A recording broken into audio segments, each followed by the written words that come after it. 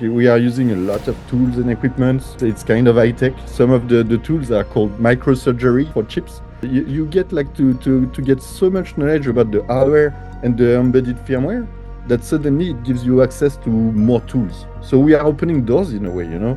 So the way I see it is we take black boxes and we convert them to, I would say, gray boxes, you know, like part of the hardware is known, part of the firmware is known, and from that, you know, you can start to do whatever you want. So I say whatever you want because the end goal to me is very broad. For the hackers, it can be like emulating a device, cloning a device, but for the security researcher, it's finding vulnerabilities, backdoors, looking for the supply chain, and this kind of things. Working in digital forensics is a big thing too, you know. So you try to extract secrets that people will use in a broader scope.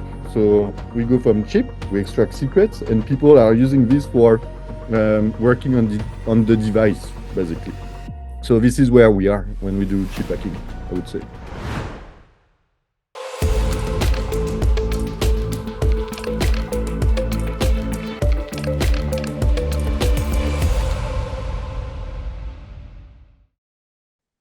Optical microscopes, electron microscopes, focused ion beams, thermal imaging cameras, X-ray machines, CT scanners, precision tweezers, nitric acid. Sounds like a high-tech hospital R&D facility, right? Well, actually, no. Today, we are going to be talking about IC reverse engineering or chip hacking. And these are some of the tools and equipment that is required to be able to successfully hack into chips. So welcome everyone to the Jhacker Show, where we talk pure tech and the practical implications of security issues, cutting the noise. And today I have with me my best friend and one of the most or the best chip reverse engineer or hacker in the world, Olivier Thomas. Hey, thank you for having me. Welcome to the Jhacker Show, Olivier. I'm pleased to be here. So I've always been curious about how do you hack chips. So when you talk about hardware security, it's actually a pretty broad industry in say. So you have device hacking as a practice, which is more on the functional security side, and then you have bootloader, kernel, firmware hacking, which is more or less software hacking, software reverse engineering tied to the hardware. And then at the lowest level, you have, bare bone silicon hacking. So I'm always intrigued by, all these different techniques that folks use to hack chips and find vulnerabilities. So for our viewers, I just want to understand what are the vulnerabilities in these chips and how do you go about, reverse engineering chips at a high level, and then we'll deep dive into each of the different techniques that people use. All right. Yes. It's a very broad question, but let me put it this way: like when we are dealing with chips, it's usually the chips comes from a device, you know. But sometimes when you want to have like information about the device, you want to first know what the chip is doing, you know.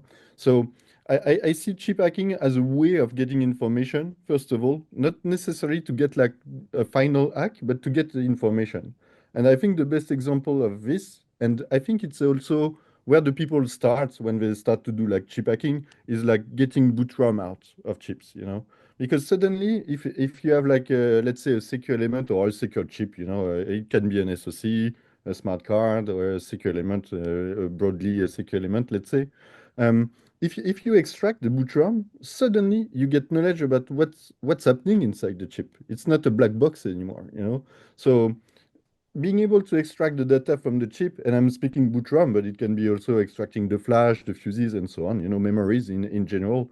But suddenly you have enough knowledge that you can understand what's going on and you might be able to create a very simple attack that's based on that. If you have knowledge about the software that's running on your chip, it becomes easy to know where to glitch, when to glitch, and this kind of things. So as you said, it's like we are using a lot of tools and equipments. It's kind of high tech. Some of the tools are called microsurgery, for chips. And basically, yeah, you get like to get so much knowledge about the hardware and the embedded firmware that suddenly it gives you access to more tools. So we are opening doors in a way. So the way I see it is we take black boxes and we convert them to I would say gray boxes. Like part of the hardware is known, part of the firmware is known, and from that, you can start to do whatever you want. So I say whatever you want because the end goal to me is very broad. So for the hackers, it can be like I don't know, emulating a device, cloning a device.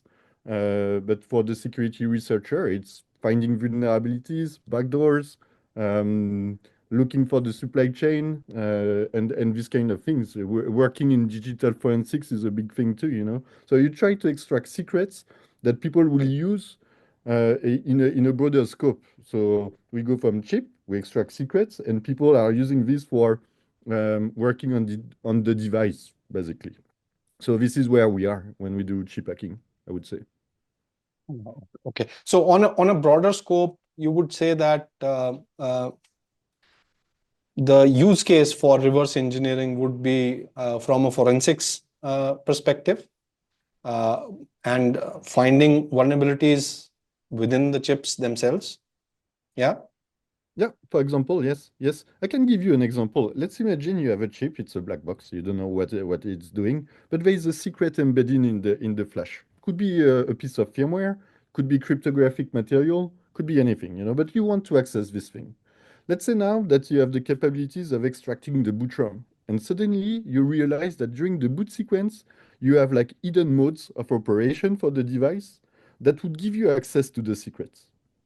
Now, for you, it all becomes I mean, like what you are looking for now at this stage is you need to just like make sure the chip will jump in this hidden mode, and suddenly you have access to the secrets. And from this, I mean, from this, then I don't care anymore. My job is to work on the chips, but in general, people will want to have like knowledge of the firmware or extract a key or things like this. And from this, we provide the necessary information to reach this stage where then you can go further and hack the device.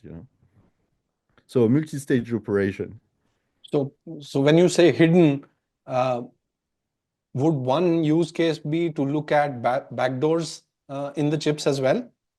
It could, yeah, yeah, yeah. So backdoors could be embedded in the firmware. So that would actually, it's not really a backdoor. It's a backdoor that would be there for the chip manufacturer, for example, to program the chip in the first place. But it could also be like in the hardware itself. So you hear more and more people talking about the supply chain security because you design your chip and then it's manufactured somewhere else. But in the process, the guys have the files to produce the chip, but they can modify it to introduce a backdoor. So this is also something that we can search for. So we are looking for the backdoor at the hardware stage. But then, as you extract the firmware, you can also analyze the firmware to see if you have other backdoors in the process. So it's again when you are at a very low level. So chip is very low level, I guess.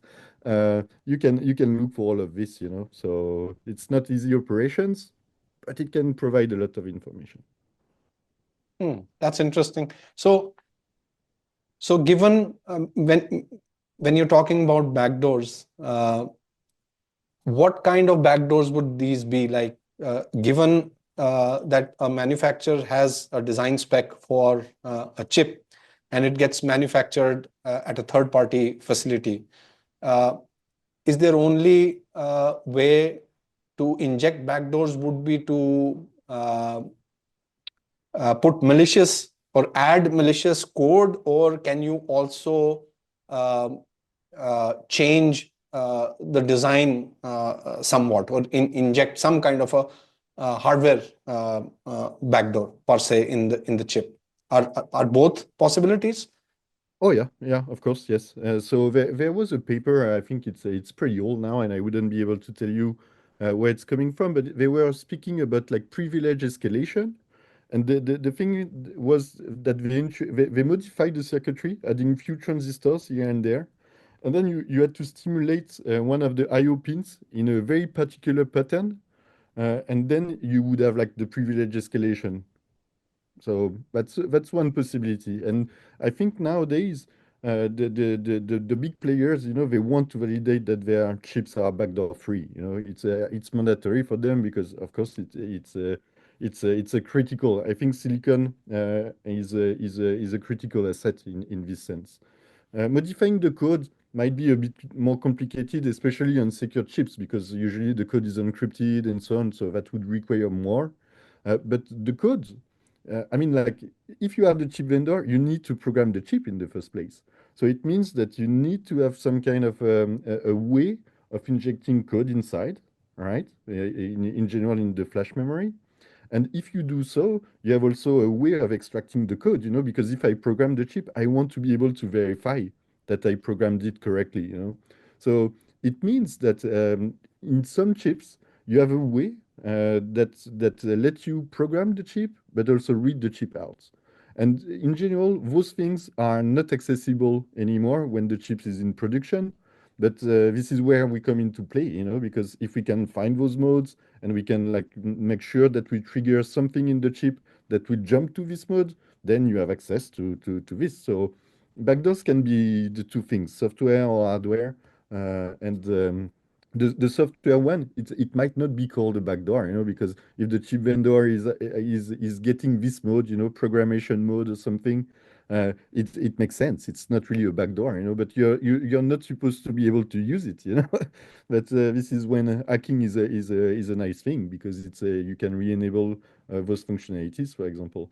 The hardware backdoor is malicious, and to me, it's a emerging threat. So I know people are talking about this since quite some time, but it's complicated. If I give you a design and I tell you modify the design to introduce a backdoor, it's not an easy task, but it's a threat anyway. So people needs to validate this and make sure that their chips are okay, so usable, sure, safety, security, all those things. Okay. So when you say it is difficult, let's say given a design, it is difficult to inject a backdoor. Uh, I would want you to define the difficult part here. Is it kind of a probability where, let's say, it might be possible, it might not be possible because of certain scenario, or it is too much work, but it's possible?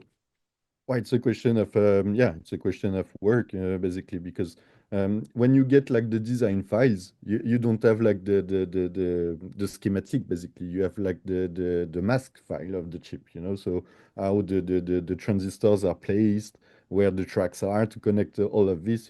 So in a way, you need to reverse engineer this to make sense of it, to understand how the chip works. Now you need to modify this, but if you modify the design now you need to simulate it again and make sure that it's gonna work. And the chips nowadays, that's a lot of transistors, and they all need to work. So it's difficult. So I would classify this as a very high-end attack, for the attacker because it requires a lot of expertise and knowledge. So it's I don't know. People would say I have a friend that would say it's a space attack, like. But like if you have a group large enough working on those topics, it's feasible. In theory, it's always feasible. But now you need to have a good team for this. So it's not an easy process. Okay. But it is possible. It is, yeah. Yeah.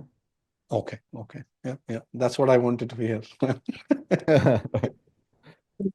Mhm. Don't Fine. do it. So, uh, when people talk about hardware backdoors, I hear people talking. Most of them are talking about the board level backdoors, where okay, they will put a component that can you know get data and then transfer it somewhere, do some unauthorized stuff. But But as you mentioned, that that it is also possible to have backdoors inside the chips as well. So that Yeah. makes it more scary, right? Because that is, once you have it, it's extremely difficult to then reverse engineer and identify whether there is a backdoor or not. Yes, it's very Oh, difficult. I mean, like if you place the backdoor directly inside the chip, it's very difficult to see. I mean, there's no extra chips on the board and stuff like this. So now, if you want to find the backdoor, basically you need to compare your design with the original design. So this is where problems arise because, in a way, like for example, if we are asked to find or to evaluate if a backdoor has been injected, first of all, we need to have something like a golden sample.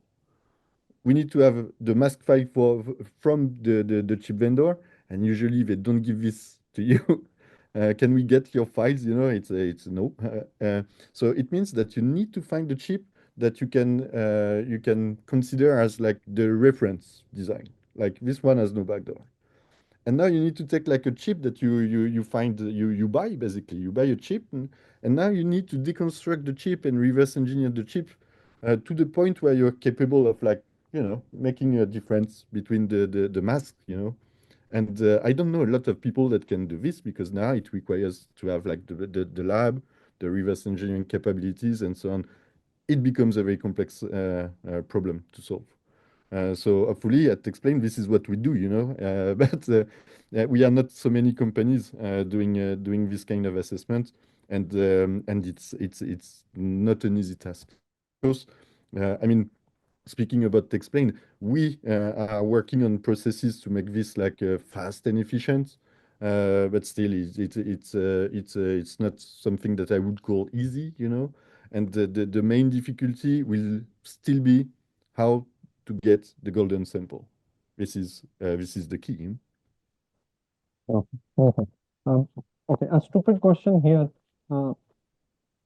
Is power analysis or timing analysis in terms of running code, is that a way to be able to identify whether the chip is backdoored if you have like a reference chip and then one that has come from third party? It can be, yeah. It's a valid method. Generally, I would say it's much cheaper than going through like the full chip reverse engineering. But in terms of coverage, you can't test everything. So the privilege escalation attack I was speaking about, for example, the way you had to stimulate the I/O, I don't know. Do you want to do some kind of hardware fuzzing on the chip for weeks, to maybe not find it, Maybe you just don't find it, The chip is behaving normal to you.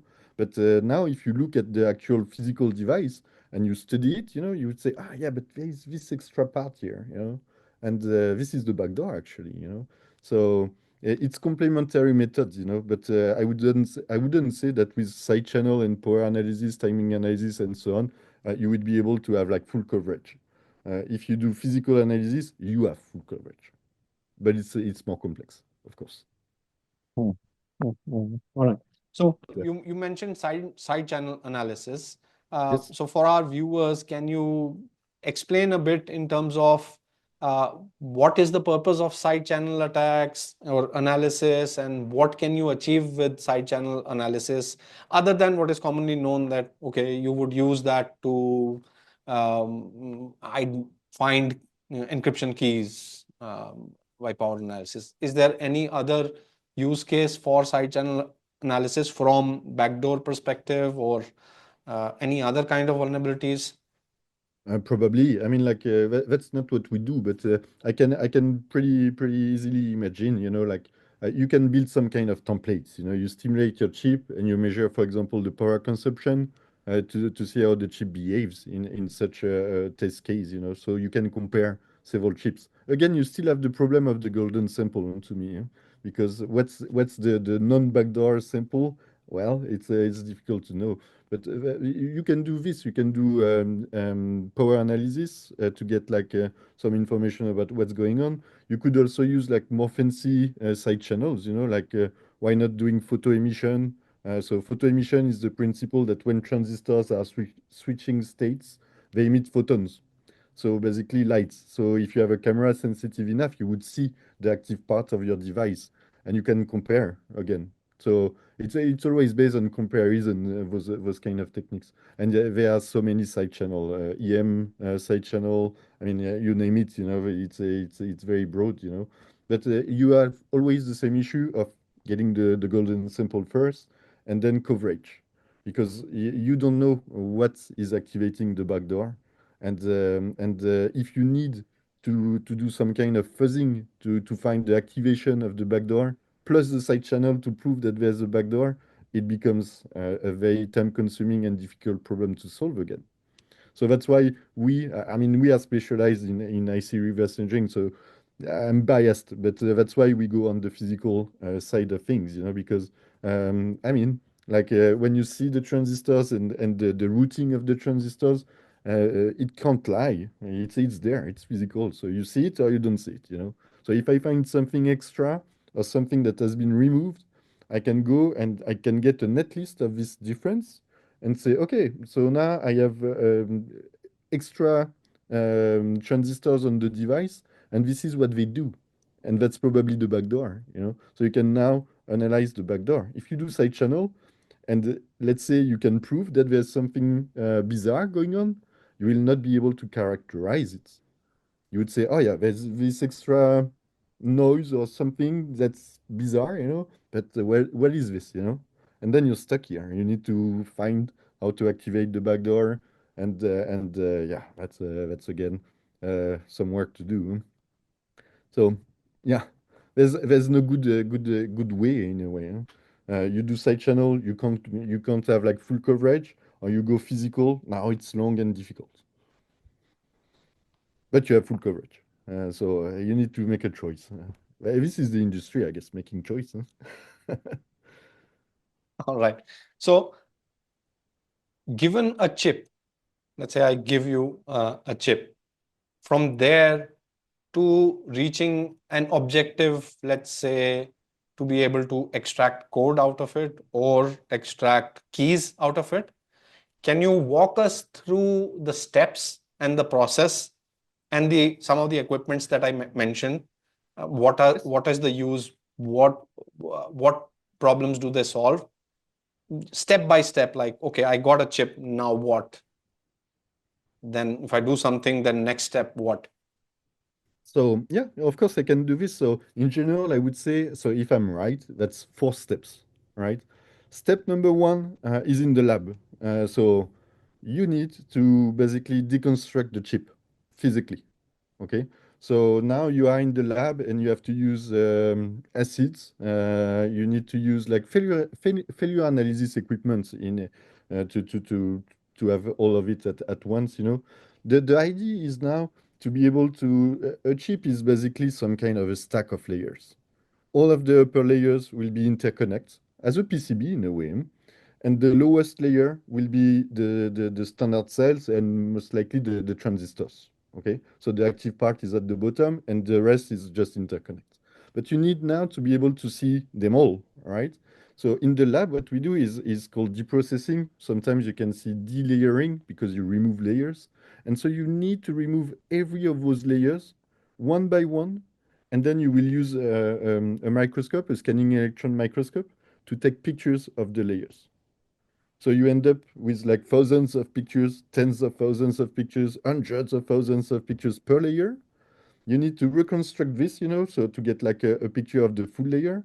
And then you need to remove the layer to get to the layer below and do the same thing. Take pictures, boom, boom, boom, and you remove the layer, take the layer below, and you do this for all of the layers of the chip. If you can do this correctly, at the end you have one picture per layer, and if you can align them together, you go to stage 2 of the process. So stage 2 is going from the pictures to the schematic of the chip, right? Oh, Because okay, like, okay. Before moving to step two, yep, well, in the step one, you mentioned that you will use acids, okay, nitric acid or whatever acid. So one is uh, you need to be very careful. You need to have a setup, otherwise you're going to kill yourself, right? yeah, don't do Yeah. this in the kitchen, yeah, yeah. So So when you apply the acid, aren't you destroying part of the chip, which means the No, no. layers itself, or is there something on top of the layers also? No, no, we destroyed the things. It's a destructive process. Stage one, you will kill chips. That's the idea. So you use acid, okay? So generally you use the acid. So you mentioned nitric acid. Nitric acid is good for removing the epoxy. So basically your chip is packaged, and to remove the package, you drop the chip in the nitric acid to get rid of this, right? So now you have the silicon, the chip itself. The top layer of the chip will be what's called the passivation layer, and it's basically glass, right? So now to remove glass, you will use maybe not the acids, you will use maybe plasma etching. So you create a plasma, and the plasma will remove like the this layer. Or maybe you use polishing. So you just polish the chip. That's a valid technique. Doesn't work very well with very aggressive nodes, but why not? Or you can use there are other techniques like broad beam ion milling machines. So it's a beam of ion that will basically etch material away. So you do this, but your layer is gone now. So the passivation is gone, and you see now the top metal layer. So you see tracks basically. And those tracks are metal, so copper or aluminum in general. And so you make the pictures, you take your pictures, but then you need to get rid of this layer again. So same thing, you have the choice, sorry, between acid, so wet chemicals, dry chemicals, so plasma etching, for example, polishing, so in general it's called chemical mechanical polishing, CMP, or broad beam ion milling again. Okay, and it's just a repeat now. And laser as well? No, I don't use laser. Laser can be used for removing a part of the package, for example. But I'm pretty old. I'm old school. I like to use the acid. I'm used to it. So we don't use the laser for this. So we use lasers at the office, but for other purposes. So, for example, if you want to inject a fault at a given location inside the device, laser fault injection is a good technique. But for depackaging, no, we don't use it. So I would Okay, say we okay, use laser at stage 4. okay. We'll come to lasers later then. So Yeah. step one is done, the deconstruction is done, and then you have the layers now. Yeah, Now we have step two. pictures. Step two is going from pictures to schematic, because I cannot read pictures. I mean, like I see things, I would see memories, I would see the digital logic, the analog circuitries, stuff like this. But I don't know what they do, how they behave. So I need to get like from those pictures to basically having a schematic, or maybe the binary of the ROM, for example. So for this, we have a software that has been developed at TextPlane. So it's in-house special custom software that's basically helping you to do a number of things. So it will help you to stitch the pictures together for one layer. It will help you also to align the layers together. You have to know that in general, SEM pictures, so scanning electron microscope pictures, they are a bit distorted. So our software will correct the distortion, so you can really stitch the pictures together horizontally on a layer and vertically in the stack. But if you can do this, now you have all your pictures aligned properly for all the chip. And now we use the software is using feature extraction techniques. So machine learning based feature extraction, fancy machine learning word. I needed to say it. But the idea is now, instead of having pictures, you have vectors. And those vectors are representing all of the routing, so the upper layers, but also all of the transistors, the bottom layers, so the active part. Okay? And then the software will convert this into two things. It will give you the mask. So it's a GDS2 file. Basically, that's the files that you send to the factory to produce the chip, in a way. And it will give you the schematic in the form of a VHDL file. So it's a format to describe the chip internals, but you can simulate this. Okay, so that's phase two. So going from pictures to those two files, GDS2. So the GDS2 can be used to check for backdoors, supply chain security evaluation. And the schematic now can be used for, I don't know, finding how to dump the chip out or finding stolen IPs inside, or you name it. So that's stage 2. Stage 3 now would be to analyze those files. Okay, so when we are speaking about like digital forensics, that's the thing we do the most. We want to extract the memories, encrypted memories and stuff like this. So we want to basically understand where to get the data in clear, because in general, the memories, at least for the chips we are looking at, the memories would be encrypted. So we are looking for a way of finding the clear data bus inside the chip, and some ways to get like some kind of privileges. So the thing I'm talking about is being able to change instructions on the fly. So that's a very good thing. Your chip is doing something, but suddenly you say, no, don't do this instead. So you take control in a way. So changing the instruction. Skipping instruction is a superpower number 2. So an instruction you don't like, you just skip it. So it's also pretty good. And the third thing that we want to find is a way of like modifying the instruction flow. So this time it's like, I don't know, I give you the example of you have a conditional branch, but you want to be the one that decides which branch you take. Okay? So when you have found those two things, so the clear data bus and the way of changing the instruction, skipping instruction, and modifying the instruction flow, then you would say, okay, I can design now an attack to get the secret out. Okay? And that's the end of the stage 3, so the netlist analysis, I would call this. And stage 4 now is the actual extraction of the data. And for extracting the data, now it's back to the lab in general, and you have like different techniques. I think like because we are in a podcast, you want to hear about the most impressive one. I would say the most impressive one would be to modify the chip. So now you would use what's called FIB, so a focused ion beam. A focused ion beam is like a scanning electron microscope, but the beam now is ion. And you can inject gas on top of the chip, and it will interact with the chip surface and the beam itself. Okay, and this interaction makes it possible to alter the chip. So basically, you can cut some tracks, or you can connect some tracks together. So during the phase 3, you found, for example, that if you create a short between two tracks, now you get all of the superpowers I was talking about. Okay? But now you need to do this. And the FIB is basically used to modify the chip to reach this stage. Okay? And on top of this, you can also put pads on the chip surface that will connect to your clear data bus, for example. And then you would use microprobing techniques. So you would come with needles, you would put that on the chip to be able to listen to what's going on the clear data bus. And you would be able also to do all the things I was speaking about, skipping instruction, changing the instruction flow, or modifying instruction on the fly. So that's stage 4. So you modify the chip, you put your needles on it, and suddenly you extract the data, and you extract the data in clear.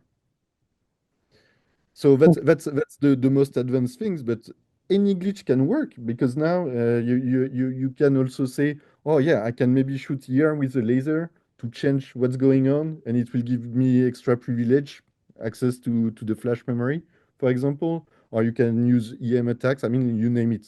But the FIB modification and microprobing, I would say, is the thing we do the most, because the probability of us having a success in the extraction is almost 100%. It's just a question of time and motivation. If you give me enough time, I would say I would succeed. But sometimes it's pretty long. But yeah, I mean it's difficult things, because like when you modify the chips, maybe you need to contact a track which is maybe 100 nanometer wide. Okay, so it's very small, and you can also kill the chip in the process. So you need to be very careful, and you need to have the 3 steps done before. So doing like step 1, step 2, 3, and 4 is taking some time.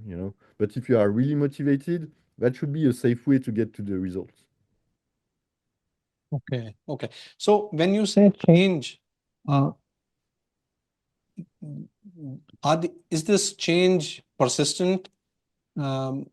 like you mentioned, you use focus ion beam, or you'll use tiny probes. Are you monitoring and then changing something on the fly, or is this a persistent change? Like the Depends. This is really case dependent. So in general, I like to keep like the chip in a state where it can still run normally in a way, you know. But sometimes you make modifications that are permanent. It depends. It's really case dependent. This is where like the stage three, like the netlist analysis, is dictating what you will do at the end of the day, and you have the two options. But in general, I would say that the change you make you try to go to have a change that's not persistent like this. You can decide, okay, now I will do this, or I will let it run like in a normal state, you know. So I think it's better when you have more options. So non-persistent change are better in a way. Okay. So tell me if I'm wrong. So you look look at what you've extracted, the code, and then you map it to the chip at a place, at a specific place that you want to. let's say you're looking at a branch and you say, okay, I want to change the logic of this branch. Yes. And then you map it to the chip and say, this is where that logic is being executed. Or Yep.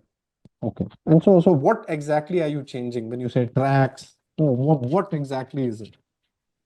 It's tracks. So in general, what you do is you isolate the structure. It could be, I don't know. I would say like interesting registers like the PC counter, maybe the instruction register, or this kind of like things that are quite powerful inside the device. So you want to get access to them. So this is where you would put your pads. So the pads are there, but if you don't do anything, the chip is still running normally. So this is what you try to change, and this is really tracks. That's the physical track. So basically, I was speaking about like the passivation layer, which is the protective layer on top. You want to make a hole on this thing, and you want to dig until you reach the track of interest, and then you want to fill this hole with metal until the chip surface, so you can put your needle back on, and then you're ready to go. It seems very easy when you say it like this, but this is it. So imagine a PCB that you would cover with a plastic sheet, and suddenly you say, I want to have access to the track. So first thing, you make a hole in the plastic. Second thing, you put a probe on the track. That's what you do, but you do this on a scale which is like very different from a PCB. So small. so can you explain a bit of Be careful. Again. So can you explain the part where you have the image? What exactly do you see in the images, and how do you map that onto VHDL or code? Yep. So the pictures are looking pretty, I mean, like pretty simple in a way, like most of so I need to make some differences between the layers. So you have like what we would call metal layers, which are tracks. So if you look at the PCB, that's what you would see. It's way denser and way more complex, but that's basically it. So you see lines going everywhere. That's the metal layers. But in between two metal layers, you have what's called the via layers. Again, like on a PCB, it's just like small plugs that would connect the two layers together. So when you look at pictures of this, it's only like in general, the pictures are black and you see only dots. Toot, toot, toot. It's all the vias. So that's the via layers. And then when you look at the bottom layers to get like the transistors and what's called the standard cells. So the standard cells, you can see this as the logic gates, like the NANDs, the inverters, the flip-flops and stuff like this. So you would see like structures that would be a bit more complex because it's doped silicon with polysilicon for the gates of the transistors and contacts that connects the whole things together. But same thing, our tool is basically from the pictures classifying the different cells. So then we can say, okay, this is a NAND, this is an inverter, this is a flip-flop. And basically, then the tool is just looking for, okay, I have this cell, I have this cell, I have like, I don't know, 300,000 cells, 1 million cells, and I'm just looking the other layers to know how all of this is interconnected. So basically, you can see this as a kind of a gigantic graph where the nodes would be the cells, the logic equations, and then all of the tracks and VI would be just the edge between the nodes. So that's a gigantic graph. The VHDL file is a graph, basically. Wow. It's big. And that's certainly not possible through a manual process, right? Like you can't. Oh, no, no, no. So, it's funny because in March, that's going to be 20 years of me doing this. But 20 years ago, doing what we are doing now at Explain with like netlist extraction and things like this, that was not even an option. We would be like stitching the pictures with Photoshop, and then we would trace some part of the schematic on paper on the floor. It would be a mess. And the chip were not so complex as today. So you would be able to do a small part of it, maybe enough to construct your attack. But if you do this nowadays, good luck. I don't think you would succeed without like a tool that is making it possible. So that was our motivation when we created Texplain, was really to say, okay, it's a complex process, but it's very useful because now it can give you like ability to check the silicon. And again, I think it's a strategic asset, and more in this world. So we needed to have like some kind of a tool and processes that we could provide to the customers. So that's the whole idea behind what we did. Nice, nice. And you mentioned that you have to take images of all the layers. How do you do that without destroying the upper layers? Like, is the process like you take an image of a layer, then remove it, then take the image of the next layer, then remove it? Is that the Exactly. process? Exactly, yes. Okay, so Layer by layer. so doesn't that mean that the chip will be destroyed by the end, by the end when you Oh, yeah. reach at the end? So you Exactly, would, yeah. so that means that this chip is waste. So you would need another chip where you can decap and then put your probes or do whatever technique you want to use to be able to bypass the logic in the code. Exactly, yes. So stage one of the four stages is destructive. So getting the pictures is you destroy chips. And you have to deal with it. It's life. Chips are meant to die in the lab. And so yes, you take pictures, you destroy the layer, take pictures, destroy the layer, and go for the bottom layers. And when you reach stage four, when you have to modify the chip, this chip has to stay alive. So you need to be extra careful now because you need to get access to the chip. So you need to take it out of its package. In general, you need to rewire it to a PCB or something, and then you need to modify it. So modify the chip with the focus ion beam, and then you need to microprobe, and the chip needs to be alive the whole time. And that's also a challenge. Sometimes, let's say, sometimes it's a challenge. Sometimes it's okay. Sometimes it's a challenge. But this process, the four-stage process that you mentioned, and it's Doable, like. we do it for a living, right? So doesn't that open doors for companies to be able to steal IP? Oh You yeah, have a chip, you have a competitor, completely. Yeah, yeah. you I, reverse engineer, and then you have the code, so you know now what it does. Right? exactly. Yeah, I think the best example of this is the printer cartridges. So when you buy like a printer a cartridge, which is like a off-branded product, what could have happened before is some people, I would not give names or anything, but some people would buy like the genuine device. They would go through all this process of like deprocessing the chip, taking pictures, reconstructing the netlist, and then they would extract the memories. And once they understand how the firmware and the hardware works, they would just like emulate the thing. But now they don't they can produce their own cartridges, and they can sell it for a cheaper price, and suddenly this is it. So reverse engineering chips I think the biggest market is this for the bad guys. It's I mean the bad guys. In a way, it's kind of legal. I don't like it to say it's legal because I still think it's some kind of theft, you know. But this is what they do. They clone the chip. So they take the chip and they do the same thing because they have the knowledge of firmware and hardware.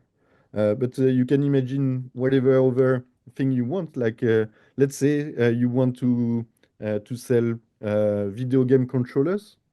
They would be protected by a secure element.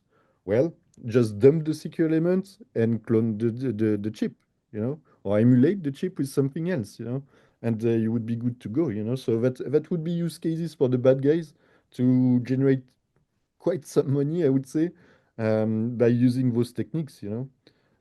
Older case would be pay TV. In the pay TV industry, you would do kind of the same thing. You would try to understand how the smart card would work, to be able to modify it or to produce emulation that would have like more rights, you know, like no end for your subscription, all TV channels and stuff like this. So it's all techniques in a way. People were using like cheap reverse engineering 30 years ago already, you know. But it's still there in some ways. And what changed over time also is like with company like Explained, in a way, we provide those kind of capabilities for people that wants to do the right things. You know, like let's say you have like secure devices. I don't know, like encrypted USB keys or secure phones, smartphones, and stuff like this. And let's say you are law enforcement agencies that want to extract evidences. Well, sometimes it's difficult to get access to the clear data. And you would need, so before you would say, I will extract the flash, you know, and I would put this on a reader and that's it, you know. But with more encryption, more security in a way on those devices, maybe now you need to go to at the chip level to understand and to extract the data. And this is where we can be useful also. Mhm. You mentioned netlist. Can you explain for our viewers like what is the purpose of the netlist? How do you generate it from the chip, and what exactly is it? The netlist is basically the schematic. So it's written in a specific format that basically describe every of the logical gates, the logic gates, and then it will say, okay, this is the list of all of the gates on the design, and this is how they are interconnected. So if you look at this file, it might be difficult to read, to be fair. So one step of the netlist analysis could be to try to hierarchize the information.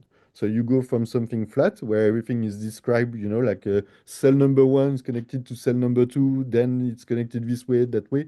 But if you can hierarchize the information, you go from like this flat netlist to something that would be what's called the RTL netlist.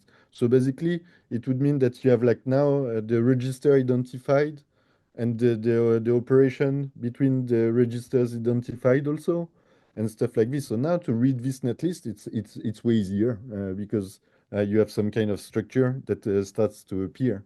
Uh, this is a difficult task also, and this is also something we are actively working on because it's mandatory for some of the things. You are mentioning like IP theft. Yes, of course. I mean, like IP theft can be a thing. If you can like find how a chip work, you can copy this, you know, in your design. So that's the definition of IP theft. On our side, we want to be able we want to be able to prove it. We want to be able to say, if somebody comes to me and say, I think we have this IP that's our IP, this is how it's defined. I think my competitor copied it into his design. So now you would need to be able to take this netlist, so this schematic in a way, you know, and to hierarchize it to the point where you say, okay, this block, that's your IP. So it's been stolen. So now you can go in front of a court, but you have evidences that it has been stolen because that's a difficult topic. I mean, like this is not an easy task again, but that's very useful for those companies that are, you know, dealing with IPs. You know, so if you can just like copy paste the IPs from everybody, it's really bad. You know. So you generate the netlist from the images that you Okay. Yeah. Sorry, I didn't get it. You, So you can generate the netlist or create the netlist from the images that you take of the Yep. layers. Yeah. Yes. Yes. Okay. Okay. Okay. Interesting. Interesting. Okay. And you mentioned that, people haven't been doing it for 20, 30 years. I think one of the primary reason of the hardware industry, uh, am I is it true that it started from Europe when companies created the smart cards, the chips, and then people started hacking them? Is that true?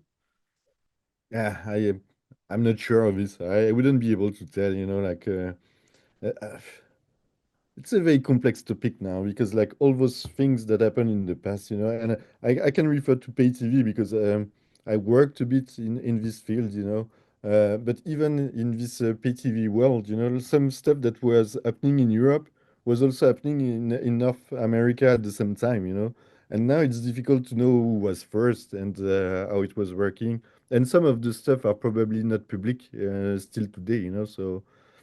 I wouldn't say anything here because I would be scared that people would get pissed at me, like, oh, you're saying bullshit, I was the first and Yeah. stuff like this.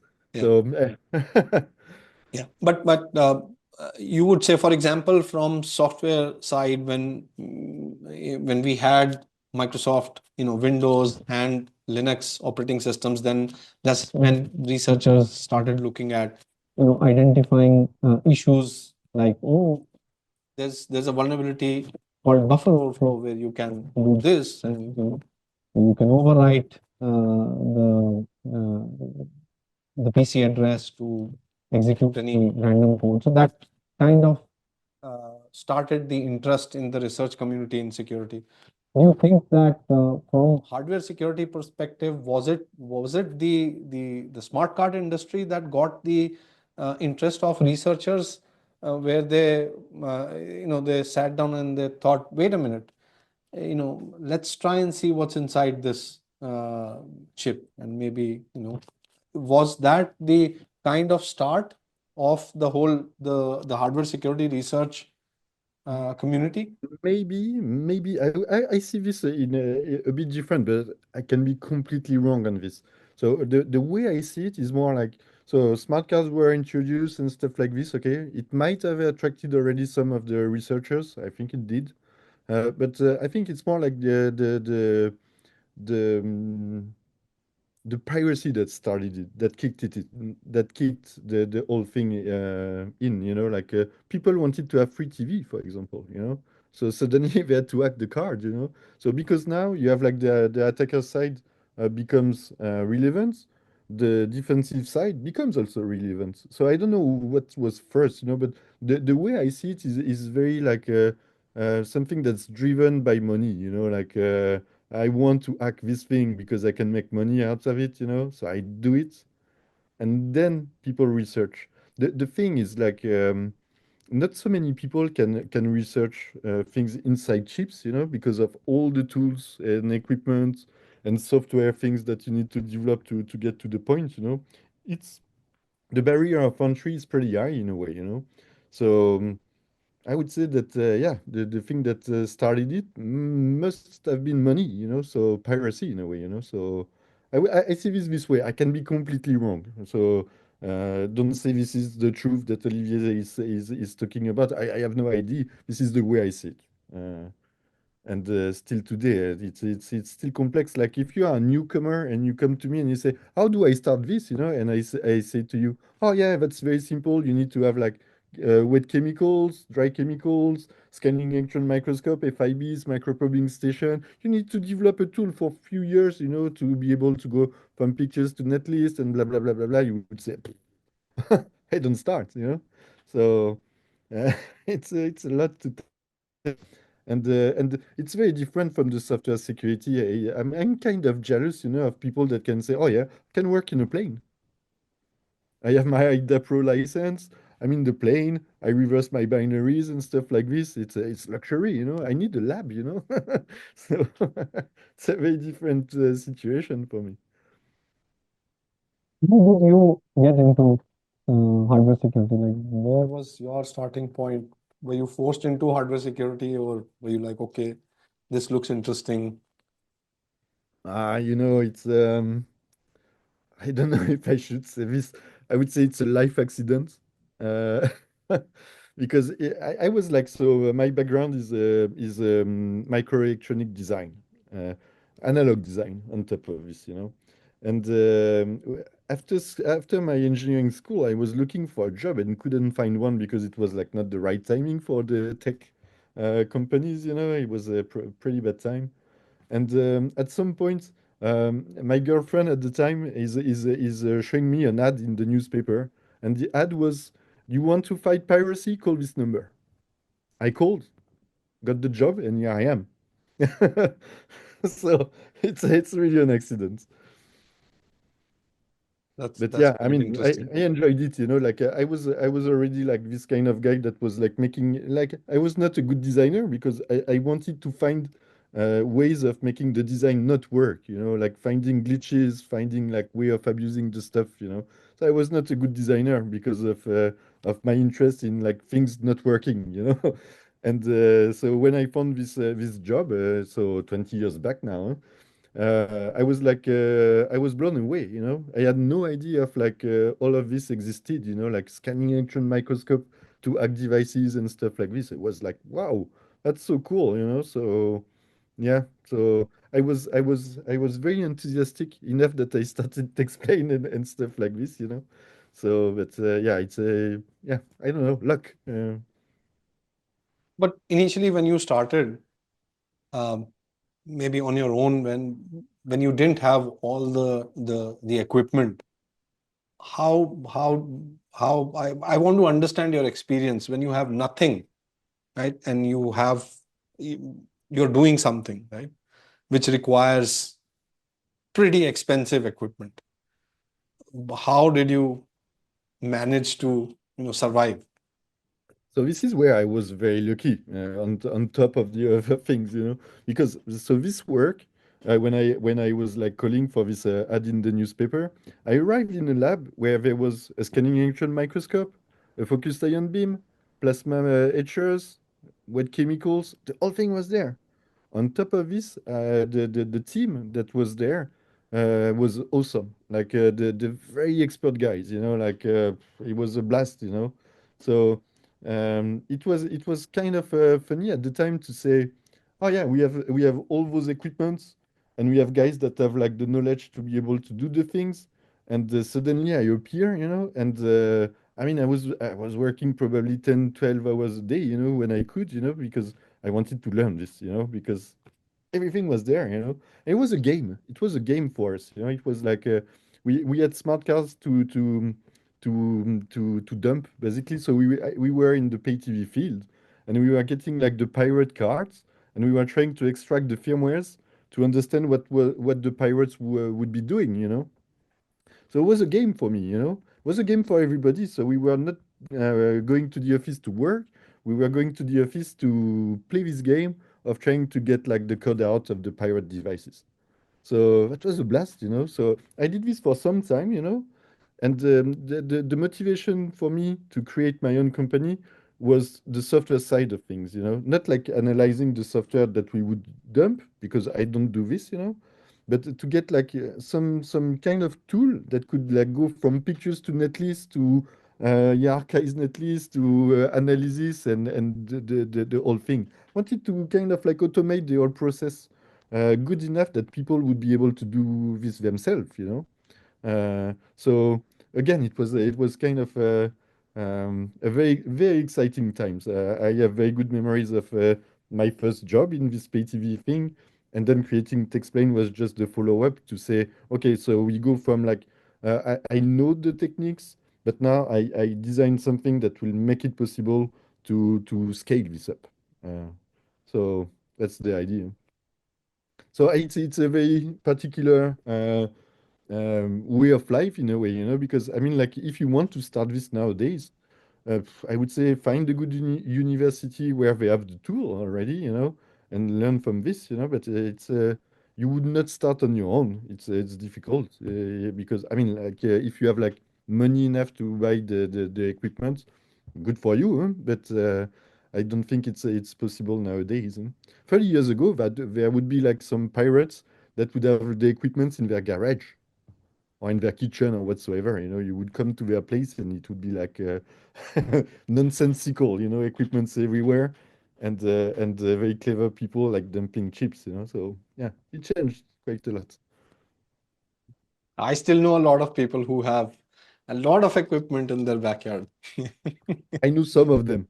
Yeah. Oh, so, so Let's say somebody who is already finished universities, working somewhere, and gets interested into this field. What would your suggestion be, as in how would that person go ahead and start a career in this? I would go law enforcement agencies to be honest, because they do this now. And yeah, so if you have the skill, you should be. I mean, it's still pretty rare to me. So you should be able to find a job there, you know, and start to apply what you learn at the university. Some of the big companies, the big tech companies, start also to do this to evaluate their own security. You know, so some kind of like red teaming the chip they produce, stuff like this. So that would be an option too. You know, but it's not going to be an easy task to find a job because there will not be a lot of those jobs. It's still like a very niche activity, you know, in a way. You know, but I think it will grow. So you need to you need to be like willing to do it and be patient enough to go into it, you know. But then if you want to start doing stuff, you know, I mean, I don't want people to start hacking chips in their kitchen. It's too dangerous. So yeah, I got I got the case once, you know, because I'm giving, as you know, trainings at Hardware IO. So I explained all those things, you know. And once I got like one of my students that dropped me a mail 2 weeks after the training and said, "Oh, I decapped my first chip." So he sent pictures and stuff like this. And I'm like, "How did you do it?" And he's like, "Oh, I did this in my kitchen." And I was scared for him, you know, because I'm like, doing this in your kitchen, like if you breathe nitric acid, that's probably not very good for your health. I mean, not probably, it's sure, it's really bad. And he said, "Oh, no, but my window was open." And I'm like, no, but, wait, if your window is open, the probability that the air is going inside is greater than the air going outside. So basically, it's even worse, you know. But so I don't want to have those people, you know. I don't want to have people like taking risk for it, you know. So, but it's difficult. What you can do if you really think you will be good at this, you can send me your resume. Yeah, why not? So that would be an option. Yeah. Yeah. So universities, forensic labs, Yeah. government R&D departments that Yep. do for various reasons, Yes. uh, chip manufacturing companies, Yep. uh, Texplane, Explain. Yeah. And some of and the OEMs. Some of OEMs, yeah, yeah, OEMs as well. yeah. Okay. More and Okay. more. I mean, like for the OEM, the situation is the following. You want to create a device and you need chips for it, you know? And now you will have like choices to make. Which chip designer, which chip do I buy, basically, you know? So when you look at the datasheet, they would all say the same thing. Our chip is 100% secure, no risk, you know? But it turns out that the OEMs, they don't trust this anymore. So they want to test, you know. So they might be doing only like side channel tests, or maybe they would go to glitching, you know, like power glitching, EM glitching, laser fault injection, stuff like this, you know. But some of them will go up to, okay, let's look at the silicon.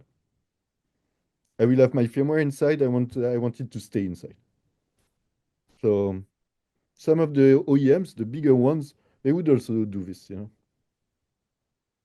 Got it. Got it. All right. So since you touched on glitching as well, fault injection. Can you speak a bit about it? What is the purpose of glitching? What are the different methods of? I know we briefly touched on laser fault injection very briefly, but yeah, please. Okay, yeah. How do I define glitching? Glitching is the fact that you will disturb the chip in a way that will change the values of some of the registers. I think that's the simple definition. But then, what does it mean? So the idea would be to get like things like skipping instruction because you glitch the chip, or maybe you want to read something from the chip, but you change the address because you modified something, and suddenly you read something else, so you start to extract data, or you name it, so you create some kind of a disturbance that gives you an advantage. And now to do this, now you have a wide range of options because a chip is physical, so everything can work there. So if you look, for example, the threshold of the transistors, so the transistors, those are switches in the digital domain. But the threshold might be dependent on the supply voltage. So if I change this supply voltage, I change the threshold. So if I change the threshold, I might be able to register like some false value, wrong values inside the device, inside registers. That's glitching, basically.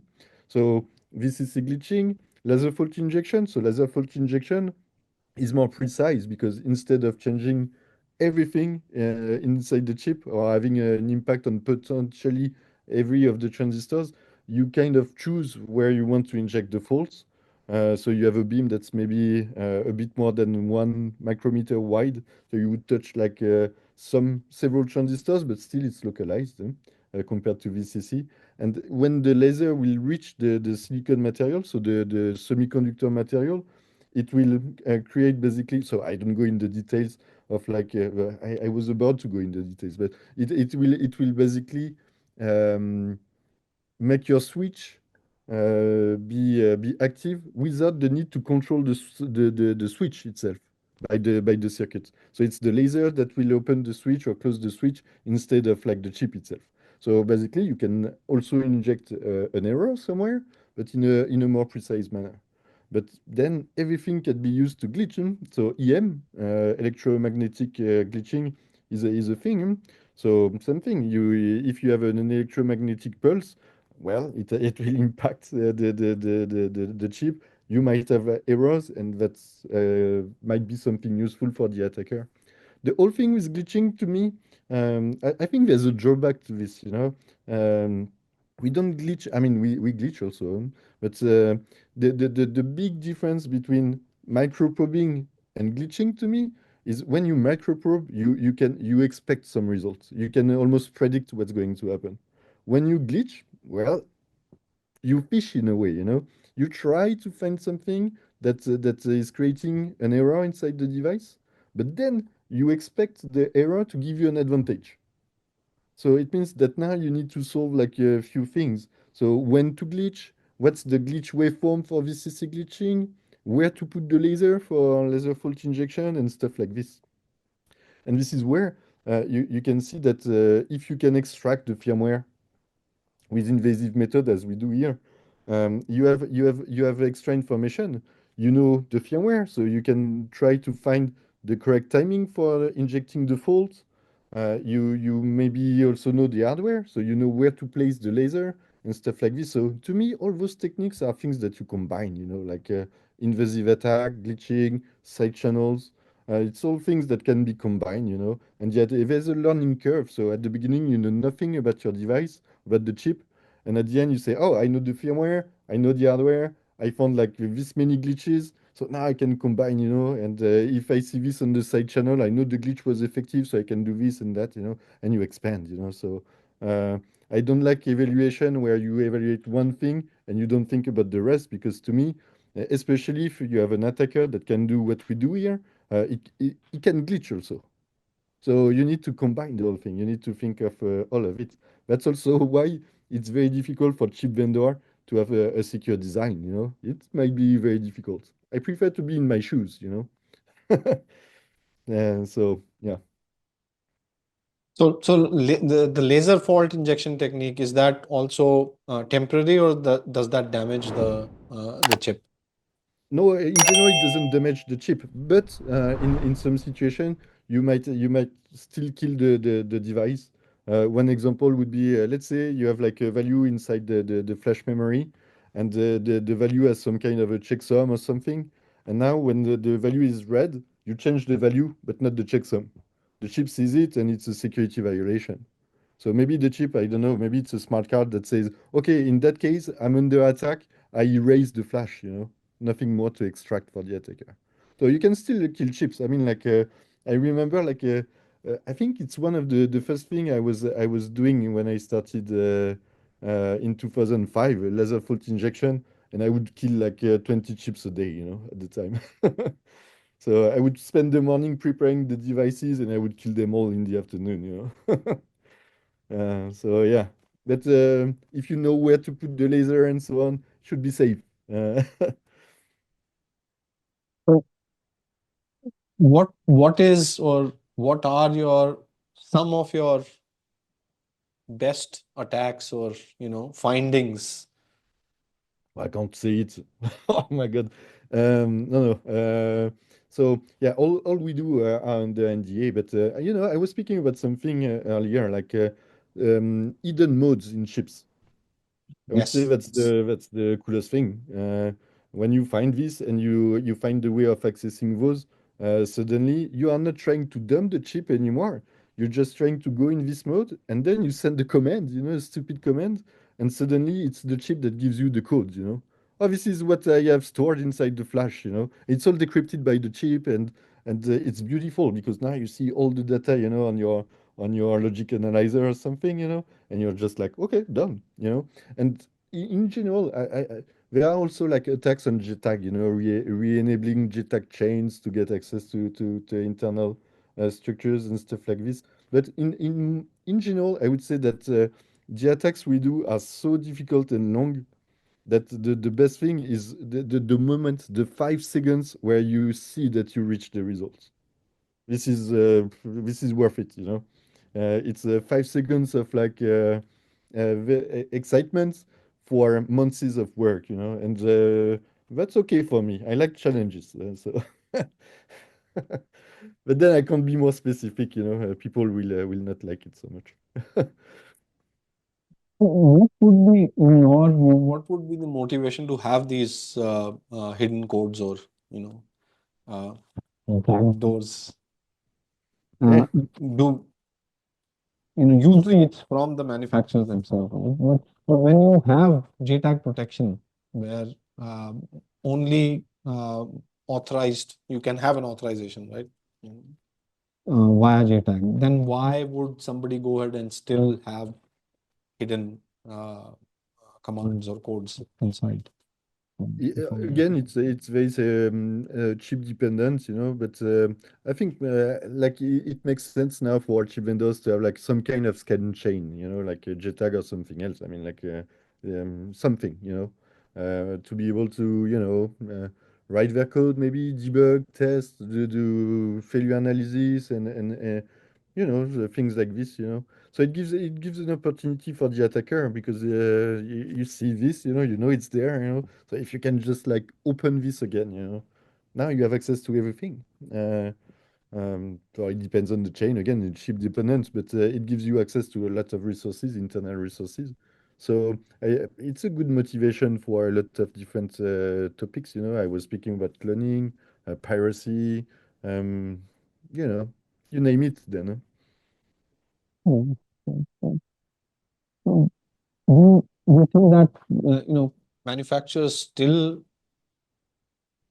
have these hidden stuff for legacy reasons, or are they continuing to do it, or are you seeing new chips which do not have this hanky panky stuff? They need to have something. So if they don't have JTAG, they need to have a mode to program the chip. So because they need to put data in the first place. So for them, they don't have a lot of choice at this stage. They need to have a way of accessing the internal resource themselves. So that's there. Sorry, I don't remember the beginning of the question. But yeah, But I guess, I see improvement. I see a lot of I see a lot of effort is done to protect the chips. Like they put sensors, they put like sensors for laser fault injection, for example.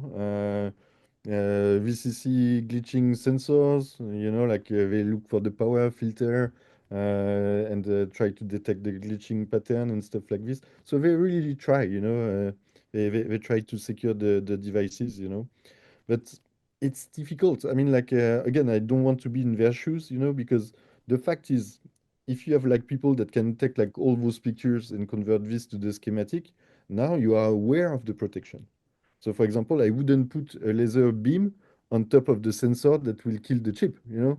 I would put it somewhere else where it's useful, you know? So um, it's a cat and mouse game anyway, you know? So it's getting more complex for the attackers because the vendors are actively working on the topping. But at the same time, the attackers are also like learning stuff, you know? So it's difficult. It's difficult to secure chips, I think. Are there any standard ways for protection against fault channel, fault injection? Sorry. or it's difficult because I think it's difficult. There are ways. There are like some kind of like I would say a library of good practices and stuff like this. But then it all comes to do you do it yourself? Is it an IP that you buy to you know like a security IP? You know you put this in your design. Do you care about it? Some chip vendors they would say I don't care. You know it's okay. I will not be facing this kind of threat or something like this. So it comes to what the chip vendor is doing in his threat modeling. So if my threat model says I'm not gonna be attacked, I wouldn't protect the device, you know. But I don't know, and I mean, if this is someday, I hope I will have the opportunity to design my own CPU, you know, because knowing knowing how I would attack it, I can be sure that I would be very sneaky, you know. But um, then again, like looking at different chip vendors and different chips and stuff like this from different generations and stuff like I see a lot of like efforts to try to protect the chips, but I don't find something that will prevent the attacker to succeed if he puts enough like time and effort. Yeah, I mean, I mean, yeah, see, you can't do it. Security like 100% security, it doesn't exist. yeah, yeah. Like if you, I mean, I'm not able to understand the protection mechanisms. For example, you have, let's say you're in the code, you have a branch, or you can say if R0 register 0 is 1, then do this, else do that. And if you are injecting a fault, either EM or laser, how do you protect against that? Like the value can change, right? Yeah, exactly. Yeah. So I don't know. You can do this test multiple times. You can duplicate this part of the circuitry and do some kind of like check that everything is the same. Or you can try to find the attack itself. So, for example, you put a photodiode close to this structure and some kind of a photodiode, of course. And then if it sees light from the laser, it would say, no, security violation. It's a combination of all of this, you know. So you try to increase the complexity of your thing. You try to have redundancy. You try to have the right sensors. If it's something that you really need to secure in a test like this, you do the test multiple times just to confuse the attacker. You use random delays. So you don't want the same operation to happen always at the same time. So you try to have random delays. So this test is never at the same time. So for the attacker, it needs to find when to glitch. So maybe he needs to glitch the random delay. So now the time becomes fixed to glitch again the instruction. And you know, you try to make it difficult, you know. So there's no good method, you know, it's a combination of things again. Yeah, but Eh, and there's still no guarantee that. Mm. no, never. Yeah.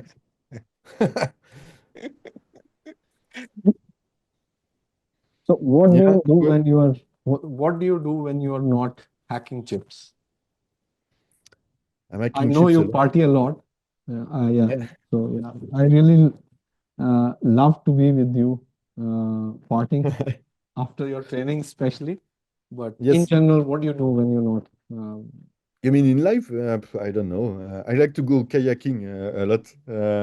Be alone on the sea or on a river or whatsoever, and listen to music and look at the beautiful world, around me. I like to party a lot. That's true. I don't know. I'm playing some video games. I started again. I was playing more when I was a teenager, but it turns out that I don't know. Being with friends, usual things, I would say. I don't want to say too much too, but